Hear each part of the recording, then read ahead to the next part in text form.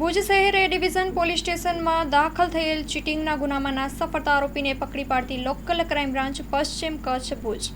Chirag Kordia police મહાનિરીક્ષક સરહદી range Bhuj તથા શ્રી વિકાસ સુડા police અધિક્ષક પશ્ચિમ ભુજના નાસ્તા ફરતા આરોપીને પકડી પાડવા માટે સૂચના આપેલ, જે સૂચના અનુસંધાને લોકલ ક્રાઇમ બ્રાન્ચ પશ્ચિમ કચ્છ ભુજ ઇન્સ્પેક્ટર S.N. જુડાસમા તથા police sub inspector H.R. Jethi, police sub inspector Y.K. Parmar એ માર્ગદર્શન હેઠળ લોકલ ક્રાઇમ બ્રાન્ચના police head constable Rajendrasinh Rathod, Naveen Kumar Joshi, Ranjitsinh Jadeja, police constable Jaydevsinh Jadeja નાસ્તા ફરતા આરોપીની તપાસમાં હતા. દરમિયાન police head constable Rajendrasinh Rathod, Ranjitsinh જાડેજાએ હ્યુમન સોર્સિસ ટેકનિકલ સર્વેલન્સના આધારે બાતમી હકીકત મળેલ ભુજ શહેર ડિવિઝન પોલીસ સ્ટેશનમાં BNS કલમ 316(2), 318(4), 61(2), 351(4), 127(2) મુજબના ગુના ગામે નાસ્તા ફરતા આરોપી અરમાન નૂર મોહમ્મદ અજણિયા માલધારીનગરને હાલ માલધારીનગર 7 સ્કાય હોટલ પાસે આવેલ ચા નાસ્તાની હોટલમાં હાજર હોય, જે સચોટ બાતમીના આધારે તપાસ કરી ઈસમ મળી આવેલ, જેથી મજકૂર ઈસમને ઉપરોક્ત ગુના અંગેની સમજ આપી પૂછપરછ કરતા